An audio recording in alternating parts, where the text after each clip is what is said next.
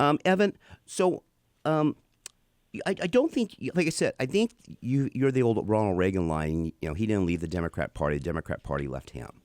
And you've not transferred over to Republicans. You're independent. What are things that you think the Democrat Party needs to get back to? Because right now, what it seems to me, it's run by a bunch of hedge fund folks, Yeah. administrators, who just are out of touch with people. Yeah, they are. And Yeah, so, and what? I think I mean, are you? Would you say you're more of a John Fetterman type Democrat? I would say so, but I would say if there's any Democrat that I actually would consider voting for in 2028, it's probably John Fetterman.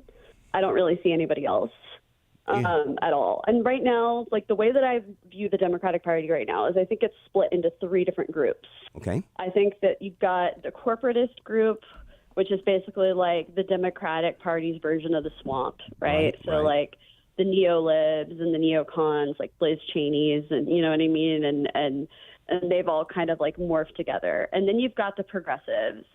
And the progressives are starting, I think some in the progressive groups are starting to wake up, and they're like, oh, okay, the only way that we can really win moving forward is by adopting economic populism. And we need to completely stop talking about all of these social justice issues and instead just focus on economic populism, because that's what regular people of all races care about. And then you've still got the identitarian part of the progressive wing of the party, which is like the squad, right? Right. And they are just obsessed with like talking about race all the time and sexism and making everything about victimhood. And so you've got these three different splits, and I think it'll be really interesting to see.